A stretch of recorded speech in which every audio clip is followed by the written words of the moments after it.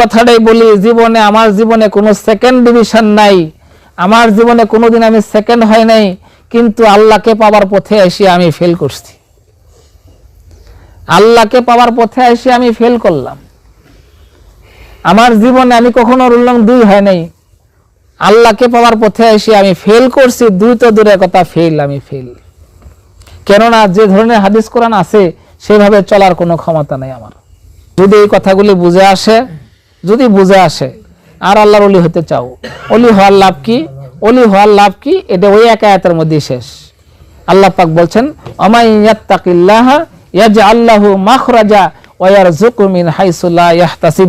আল্লাহ পাক বলেন, ইন্না আকরামাকুম ইনদাল্লাহি আতকাকুম, আমার কাছে সবচেয়ে সম্ভ্রান্ত, সবচেয়ে সম্মানী সেই ব্যক্তি যে ব্যক্তি সবচেয়ে বেশি গুনাহ বর্জনকারী।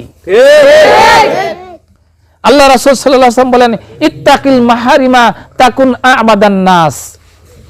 ওই ব্যক্তি সবচেয়ে ইবাদতগুজার, ওই ব্যক্তি, আল্লাহ রাসূল বলতেছেন, ওই ব্যক্তি সবচেয়ে বেশি ইবাদতগুজার, যে সবচেয়ে বেশি মুত্তাকি, যে সবচেয়ে বেশি গুনাহ বর্জনকারী। আমি খুব গৌরবের সাথে কই, 100 রাকাত নফল নামাজ পড়ি, কাম দিছ। 100 রাকাত নফল নামাজ পড়ি, তুমি কাম দিছ। 100 রাকাত নফল নামাজ পড়লে কাম হবো না, গুনাহ একটাও করিও না। 100 রাকাত নফল নামাজ তোমার পড়ার দরকার নাই, কিন্তু গুনাহ একটাও করিও না। কিরম বীর পুরুষ তুমি এটা দেখাও, তুমি এটা দেখাও, তুমি কেমন বীর পুরুষ। আমরা এরকম হয়েছি, কা পুরুষত্ব আমাদের মধ্যে। আমরা নিজের মেয়ের হাতে, নিজের ছেলের হাতে, ছোট ছোট 2 বছর 3 বছরের বাচ্চার হাতে মোবাইল তুলে দিছি। এখন ওটা সুন্দর, ওটা মজা মনে করতেছি আমরা। আর বাচ্চা 2 বছরের বাচ্চা গান গাইতেছে, ড্যান্স করতেছে 2 বছরের বাচ্চা।